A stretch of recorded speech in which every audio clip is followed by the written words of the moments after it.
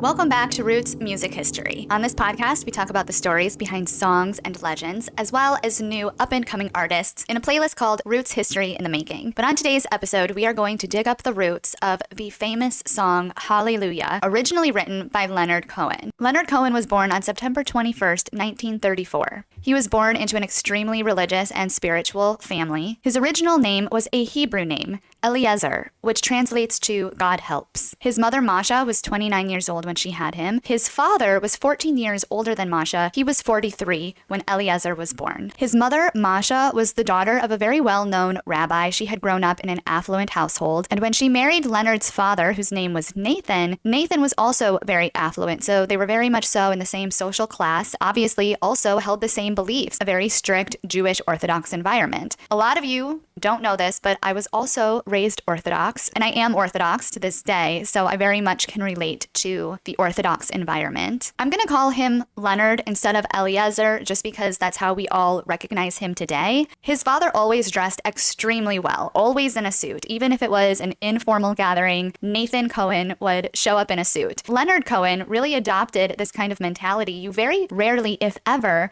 saw Leonard Cohen not dressed, very pristine and tidy and decent in a nice suit or a nice outfit. He was a very put together person in that sense. He admits as he gets older that he learned his tidiness and his decency from his father. His mother was very musical. She was always singing around the house and very involved in the synagogue and the music that came out of the synagogue. He says he really thinks that he got his musical side from his mother and every other personality trait from his father. Leonard was also growing up in a very affluent environment. His father owned a very high-end clothing store, which I'm sure was one of the reasons he dressed really well all of the time. And his father was also a veteran, having served in World War I. For the most part, his upbringing was really, really good. He was very comfortable. His mother was very sweet and loved music, and his father was a very sturdy, put-together person with a good income and good faith. So when his father was 52 years old and passed away, when Leonard was 9 years old, this absolutely destroyed Leonard. He was devastated at his father's death and very surprised because as a young child, you don't fully understand that your father was in a war and that your father has injuries and illnesses as a result of being in combat. It's not something you fully comprehend. So to Leonard, his father's passing was kind of sudden, whereas to his wife and to other people who knew him as adults, they knew that he was sick, they knew he had these injuries and that he wasn't really doing well. But Leonard was so devastated when his father died.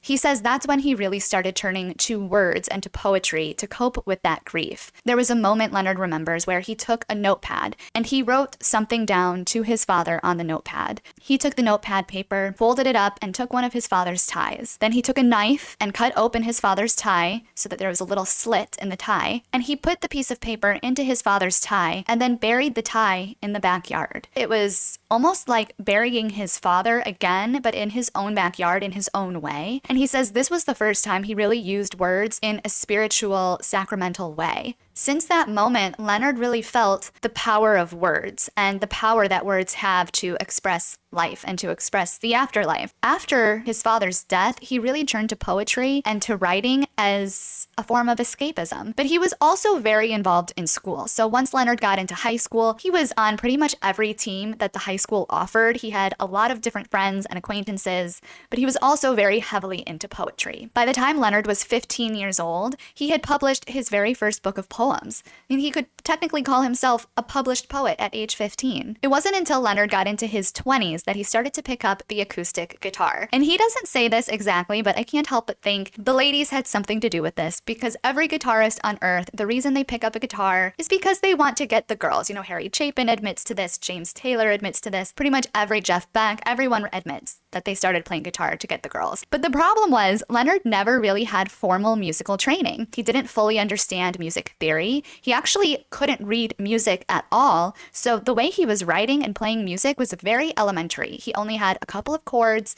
but it was his lyrics and the words behind his songs that really started catching people's attention around him. Even though Leonard was playing music and writing his own songs in his 20s, he definitely was not pursuing a career in the music industry. In fact, he was putting most of his effort into his writing. And by the time he was 33, he had 2 novels that he had written and was now calling himself a novelist as well as a poet. To market his second book, he would go on TV shows and do interviews while also singing one of his original songs. In one of the TV shows that he went on to market his book, he came onto the stage playing the guitar and singing a song. The crowd was kind of confused and the audience was confused. They thought, wasn't this guy here to promote his book? After he played his song, which was only 2 chords, just F and A, he sat down and said, okay, let's talk about the book that I wrote. He called himself a poet, a novelist, a songwriter, and a singer. He called himself everything. In fact, he started to receive some criticism because he was just kind of this Renaissance man who did everything. And a lot of people thought this is just some rich kid who grew up in an affluent household who always could do anything he wanted and have anything he wanted.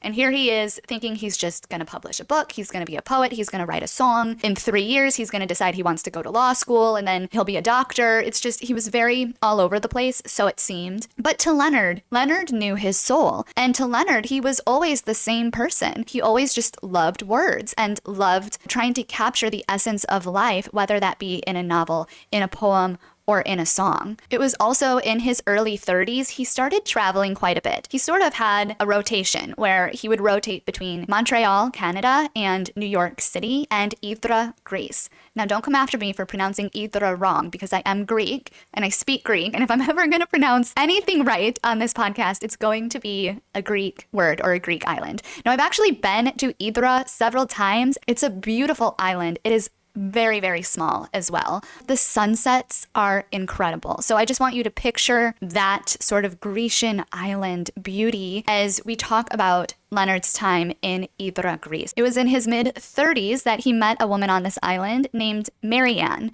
Marianne had a 6-month-old baby and her husband had just abruptly left the 2 of them. So she was left to raise this baby on her own.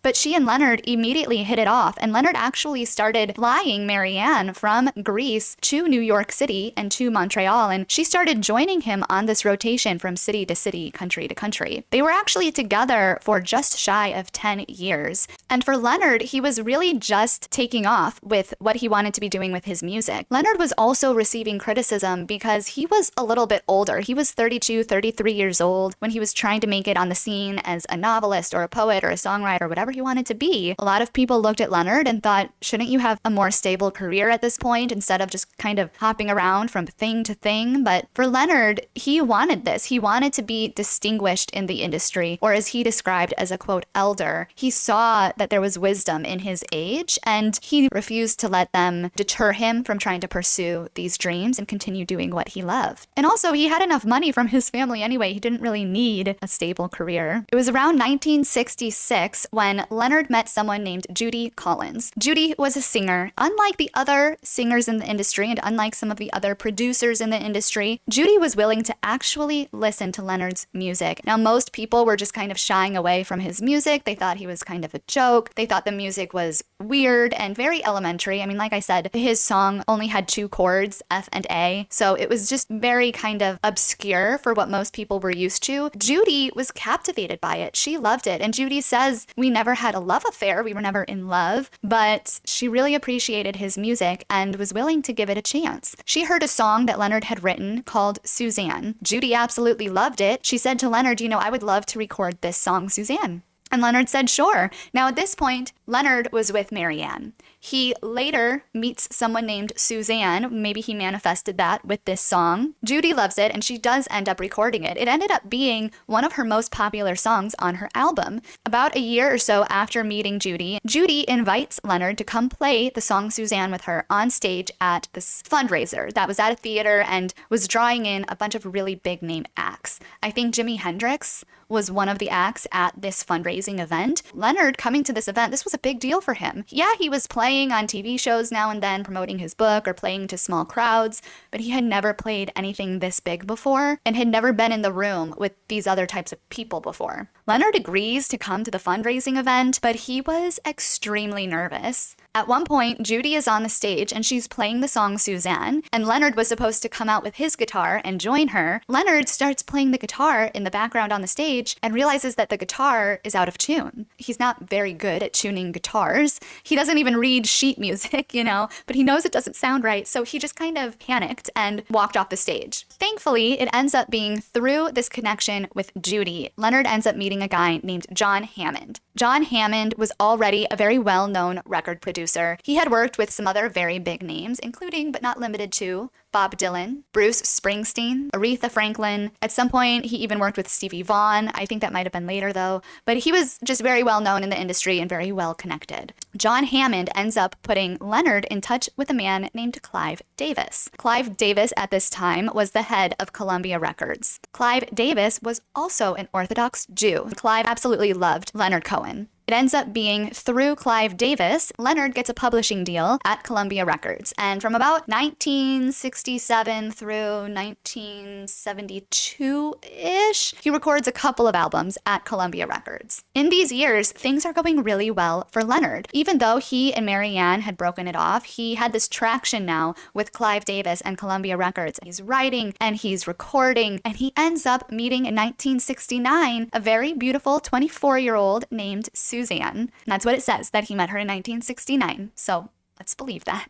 Leonard was 34 years old at the time, and even though he was completely infatuated and in love with Suzanne, he never actually married her. He says that he was fearful and just kind of a coward. Nothing could deny how Leonard felt about Suzanne. He really did love her. Suzanne ended up giving birth to Leonard's 2 children, a boy named Adam and a girl named Lorca, I think. I hope I'm saying that right. And I will just say, even though he never married Suzanne and they ended up parting ways about 10 years later, he had this very strong bond with his family. And Suzanne was actually on his album cover for Death of a Ladies' Man, which comes later, but I'm kind of skipping ahead. I just want to emphasize how strong his bond was with his family. His daughter Lorca also joined him on his 2008 tour as a videographer and a photographer. So he speaks about his family quite often and what a strong bond they have. It was just very Kourtney Kardashian, Scott Disick of them to not get married.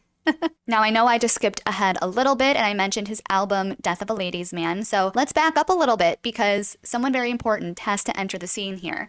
A man named John Lissauer. It was 1972 when a 22-year-old boy is playing at a hotel. He's a little weirded out because while most people are with their friends or their family at tables, drinking and being merry and talking, there's one man who's standing right by the stage just staring at him in a very nice suit, with one hand in his suit pocket and the other just dangling, just making eye contact at the singer. John is playing, kind of looking at the guy, and after he finishes, this man approaches him and says, "My name is Leonard Cohen. I really love your music. Is there any chance you'd be interested in recording with me?" Well, John Lissauer was 22 years old. He's a young guy, very unknown. No one has ever approached him to record anything before. To John, this is a really big break for him. In true Leonard fashion, after Leonard meets someone that he absolutely loves, he flies them back to New York.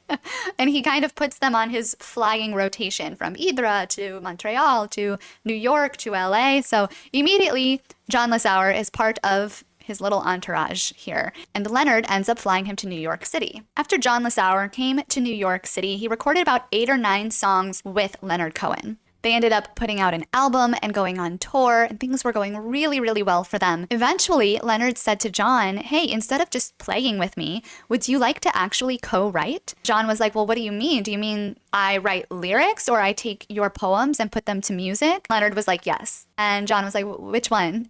And Leonard was like, "Why don't you take my poems and put them to music? That sounds good." So John was like, "Okay." And Leonard says to him, "Look, I'm going to go to LA for a while, but why don't you come with me? I'm going to be staying at this hotel. There's a piano in the room, and we can just kind of sit there for a couple of days and write, get another album together." And John is over the moon. He's like, "That'd be great." So John and Leonard go to LA, get a hotel room, spent maybe 4 days in this hotel room, just hunkered down and writing. They knocked out, John said, 6 or 7 songs. They leave, everything's great. And Leonard says to him, "All right, I'm going to go to Hydra, Greece for a little while. And once I come back to New York City, let's finish this up and get this album out there." And John's like, "Great, that sounds good." Leonard went to Hydra. John didn't hear from him for 8 years.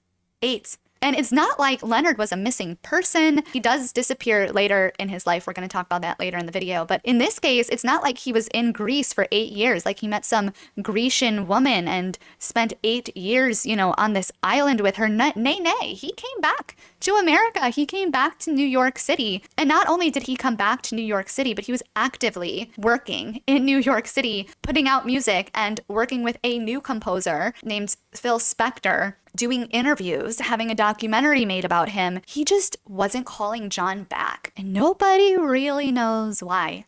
You could speculate it's because he got connected with Phil Spector. And Phil Spector at that time was huge. He was doing a lot of really big names in the industry. It was very serendipitous the way this all went down. And it's not to say that Leonard Cohen didn't plan to call John back. It's possible he just came back to the States and then these events sort of began to unravel, where he comes back and he was actually in LA, not New York. He was playing at the Troubadour, which I talk about a lot in some of my other videos, Hotel California's rockumentary, and I think I talk about it in my Fleetwood Mac Roots rockumentary too. Well, Leonard Cohen was playing there and Phil Spector happened to be there. He saw Leonard Cohen performing and loved his style. It was very, very different from anyone else at that time. So after the show, Phil Spector goes up to Leonard Cohen and says, "Hey, I loved your show tonight. Why don't you come back to my mansion?" He was extremely wealthy. "Have a little dinner party with me and my girl, and you can bring Suzanne." Leonard Cohen was like, yeah, of course. He knew who Phil Spector was. Leonard and Suzanne go to his house after their show at the Troubadour, where Phil and Leonard would proceed to get stinking drunk, just very, very, very drunk, very drunk. And at one point, Leonard and Suzanne were trying to leave his house, and Phil told his staff to lock all the doors and lock them in so they couldn't leave. And then Phil forced Leonard to play the piano with him. Then eventually Phil just fell asleep and was completely passed out. And then Leonard and Suzanne were able to leave his house.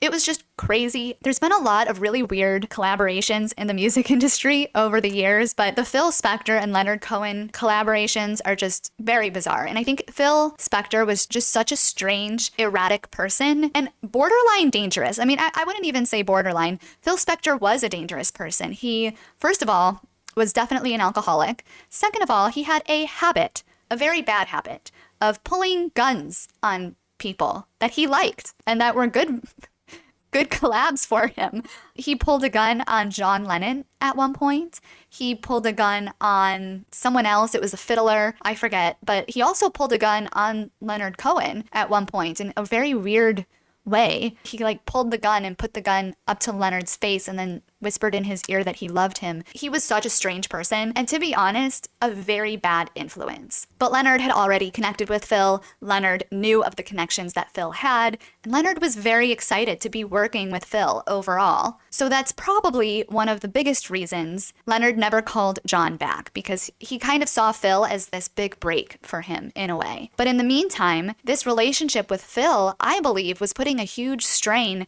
on every other aspect of Leonard's life. Things started going really badly with him and Suzanne, for example. And part of that too could have been Leonard might have been getting a big head, thinking that everything was going to fall in place for him, that now he's some big rock star. It just seems like ever since Phil Spector entered Leonard's life, he went into this downward spiral. So his relationship with Suzanne really starts to fall apart. He's also feeling like he's losing control of his work. One of the things that happened when Leonard Cohen and Phil Spector were putting together the album Death of a Ladies' Man, there was one moment that really made Leonard mad. He was in Phil's house recording some tracks for the album. Leonard was under the impression these were just rough vocals, not the final product. He and Phil were drinking in this session. Leonard was pretty drunk when he was doing these vocals. If you haven't seen my Roots rockumentary, on the story behind the song I Put a Spell on You, the singer, Screamin' Jay Hawkins, was blackout drunk when he recorded I Put a Spell on You. It wasn't until after his band had sobered up and re-listened to it, they brought it to Jay and said, "This was actually really good, Jay. I actually think you should record this."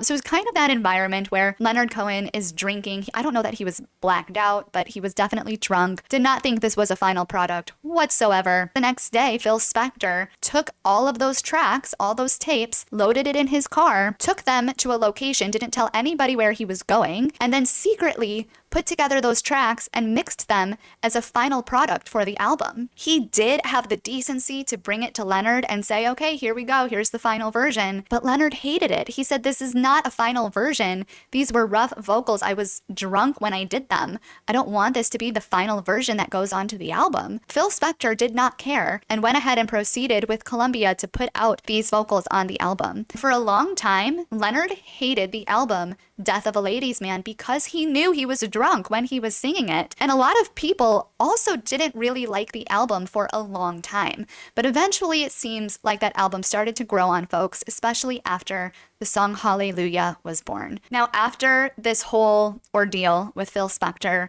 the year now is around 1979. Leonard ends up doing a tour for the album, but after that tour, he was so fed up with Phil, with his drinking. He and Suzanne had completely fallen apart and were separating. He just was in this downward spiral. He decides, of course, what do you do when you're sad? Go to Hawaii. What have we learned on Roots Rockumentaries? Whenever someone's upset with the band, they flee the mainland and they go to Hawaii. You'll know this if you've seen some of my other Roots Rockumentaries of people who get upset and go to Hawaii. Not to name any names, but Bernie Leadon with the Eagles, Scream and Jay Hawkins, I Put a Spell on You. They all fled to Hawaii when they got upset. In Leonard's case, he went to Idra. That's his happy place. That's where he goes. So he went there. Soon after getting to Idra, he ends up meeting another woman named Dominique. The ladies' man has not died. Dominique almost reminds me of what I imagine his mother to have been like. His mother was, what was she? Lithuanian. I think that's it. And Dominique kind of reminds me, she has kind of this Lithuanian vibe to her. She might even be Lithuanian. I haven't even looked into that, but it makes complete sense to me why Leonard fell in love with Dominique. She's funny. She speaks very well. That time, she, I believe, was a photographer, a fashion photographer. She's creative as well, and she really had an appreciation for the deep side of Leonard, that deep thinking, old soul that he had. I think it's very cute, his relationship with Dominique. I fully support it. And at this time, Leonard is just trying to regroup because that stuff with Phil was downright crazy. While he's in Greece with Dominique, he starts writing music again. It wasn't until 1984, so about 4 years after he moved to Greece and had been writing music, Leonard calls up John, the guy he ghosted for 8 years. John says he picks up the phone and Leonard's on the other side and he just goes, "Hey, John, how you been?" John was like, "Fine." Leonard said, "Well, how would you feel about doing a record?" And John says, "Okay." This is where things are going to get really frustrating and upsetting. So John gets this call from Leonard. Now remember, John was somewhat in awe of Leonard. John really saw Leonard as a mentor, as someone who gave him a big break in the industry, because John was just playing at that hotel one day when Leonard had come up to him and said, "Let's record an album, I'll fly you to the United States." So John's whole connections with Columbia never would have happened if it weren't for Leonard Cohen. So when Leonard Cohen is calling him saying, "Let's do another record," he's kind of not going to say no. During the time Leonard Cohen had been in Idra, Greece with Dominique, he had been writing books upon books upon books of poem stanzas that ultimately became the verses for Hallelujah. And Dominique says at that time, from like 1982 to 1983, she's living with Leonard Cohen. She said that Leonard would literally wake up in the morning, have his morning coffee, and work on these verses. And then he'd go to lunch, and then he'd come back and work on the verses. It was like Ernest Hemingway, just in a pocket of the house, writing away like a madman. Now Leonard is approaching John. He has all of these books, of words, of stanzas and verses, and it's not just Hallelujah. He has other music too. And he comes to John and says, "I need you to put music to this." So John puts music to most of his songs for this next album, which ended up being called Various Positions, one of those songs being Hallelujah. John remembers putting together the music for Hallelujah. He said he wanted to channel this gospel feeling and this gospel vibe. A lot of the verses were focused around religion and God, and that was kind of the whole purpose of the song. The singer is having an argument with God, not an argument, but he's trying to reconcile in his mind, this side of him that is so spiritual and so religious with this other side that is just such a sinner and so immersed in this sinful life. What's even more frustrating to me about this story is not just the unfairness that John went through with Leonard Cohen, but I'm also extremely frustrated because I feel like even though the song has been elevated and has made its way into America and into our culture and into everything that we want it to have made its way into, I think it took a long time for it to re-establish its true context. And even now, when you see renditions of it, they omit a really important part of the song, in my opinion. When John gets this original song, though, he had those original verses. John and Leonard finished the song Hallelujah and finished the album Various Positions. They were very excited once they finished because they knew what they had was really good. They were very excited to take it to Columbia and see where everything was going to go with this. Unfortunately, after they took it to Columbia, there was a new head guy at Columbia. It was no longer Clive Davis. It was a man named Walter, not to name any names, Walter. Walter ruined. First of all, Walter hated Leonard Cohen. He hated him. He was not a Leonard Cohen guy. And listen, I get it. A lot of Leonard Cohen's songs were very, literal, should I say? Is that a good word? Literal. I'll put some of the links to some of the other Leonard Cohen songs in the description down below, and you'll know what I mean when I say his songs were very literal. I can see why he didn't like Leonard Cohen, but what was very unfair and frustrating about this is Columbia had already paid for this record, Various Positions, to be made. And it is very rare and inappropriate and uncalled for and bizarre to pay for an album to be made and then reject the album. So once they finish this album and bring it to Walter, Walter hates it and refused to put the record out in America.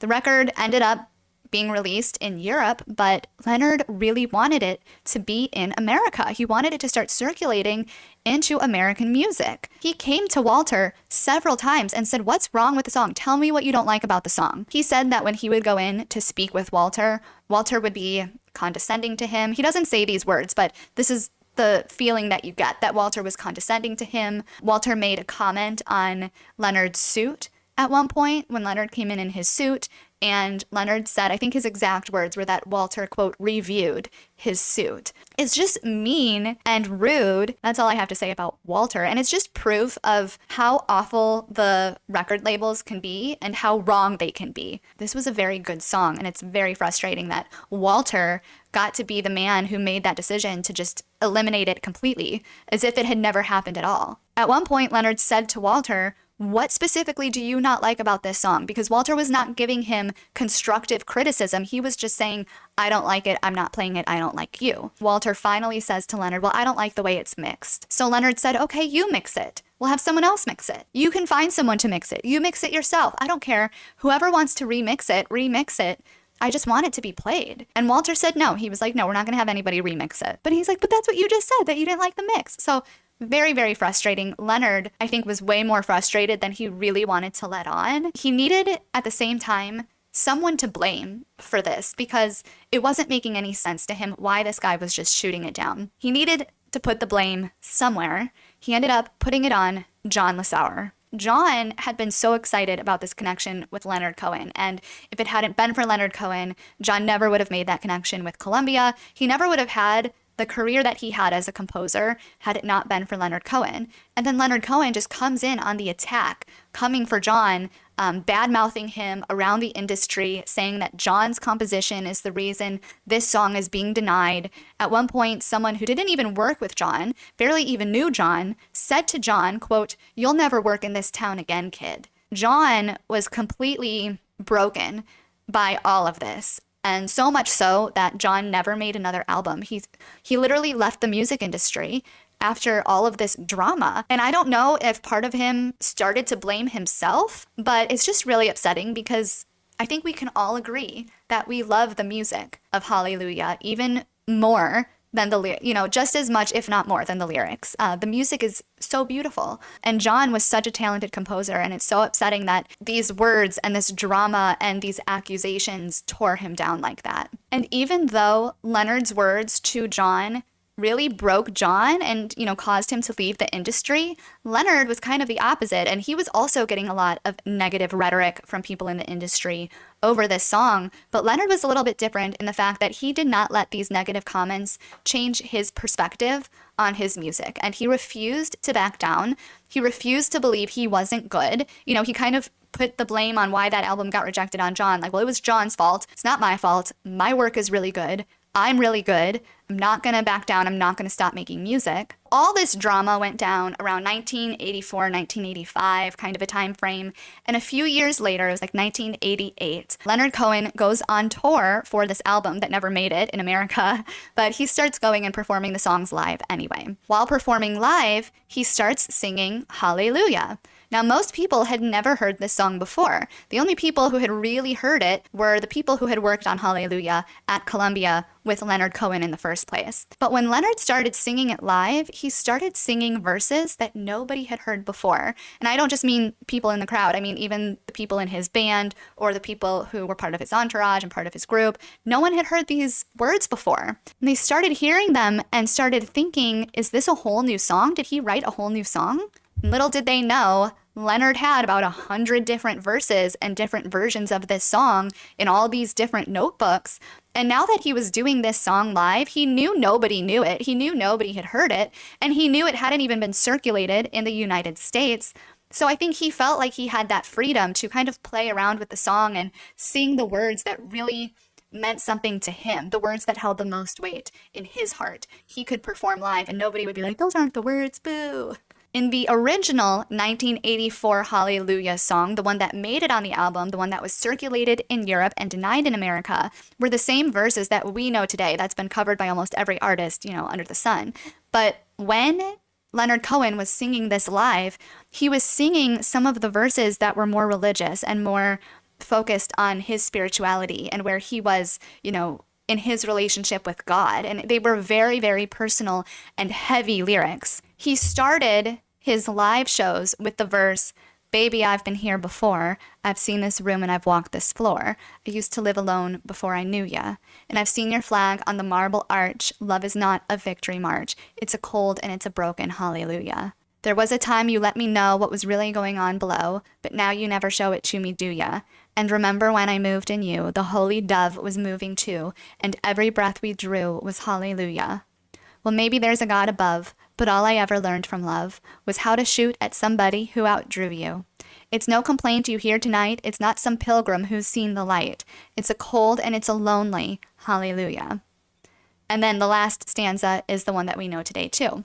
So I think those new lyrics, really moved the crowd in a way that the original song might not have moved them. We don't know for sure. But what we do know is after Leonard Cohen started singing those new verses live, the crowd response was incredible. People loved the song.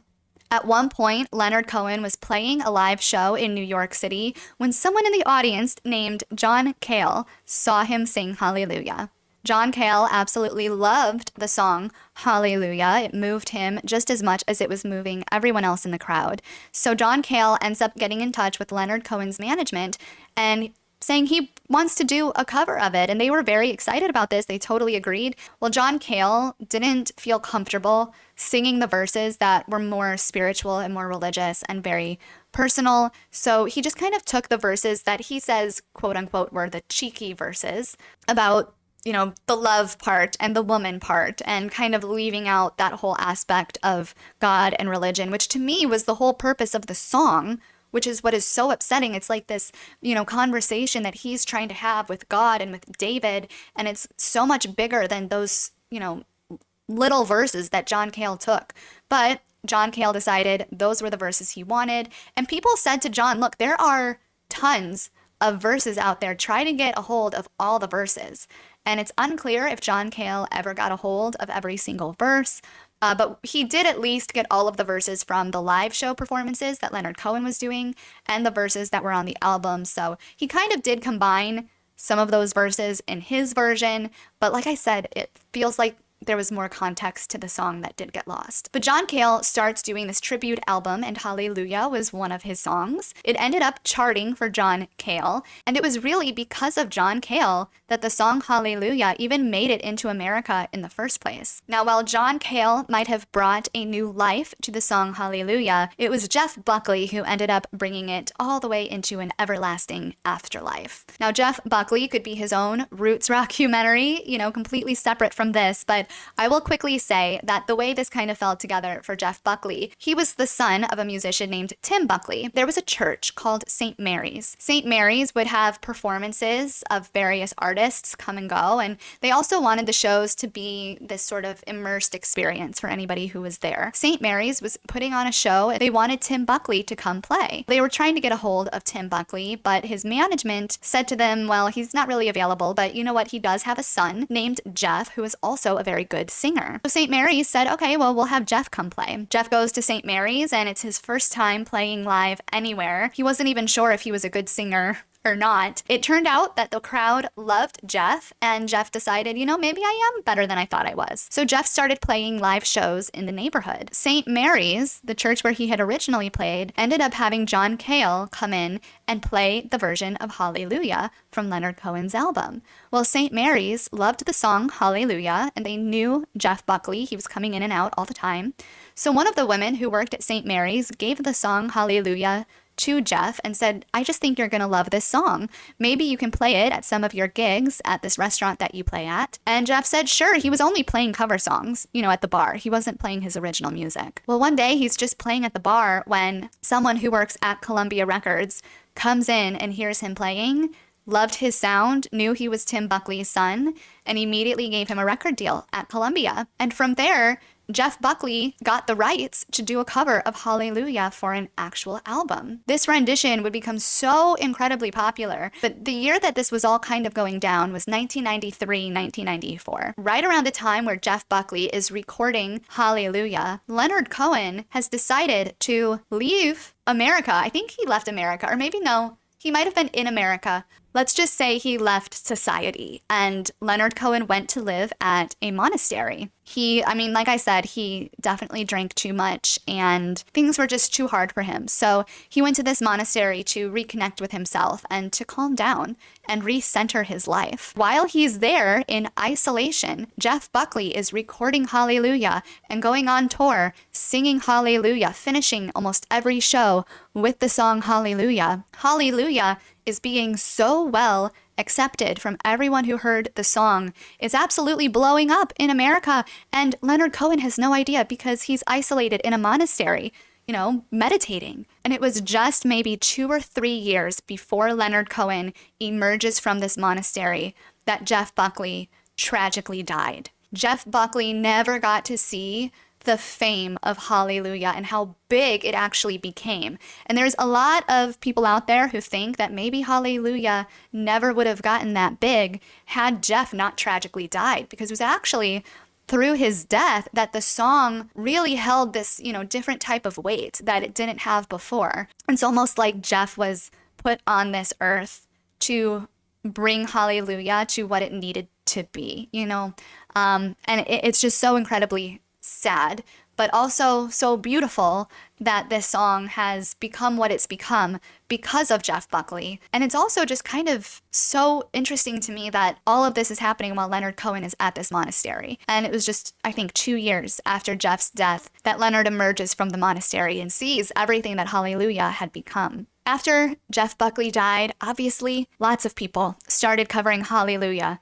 Pretty much every musician who has ever existed since 1993 knows the song now, Hallelujah. They know the chords, they know the words, they've probably done it live at least once. And what's so beautiful about this song, and anyone who does it, whether it's live or whether it's a formal cover, every cover or every time I hear this song sung by anybody, it just seems like the words and the music take people out of their typical comfort level, you know, out of their typical realm of what their music usually sounds like. It just kind of elevates the musician as they sing it. And there's just this power behind the song that you can't really explain. It's like magic. As of now, 2023, there are over 50 versions of the song Hallelujah that have been covered by over 300 various artists.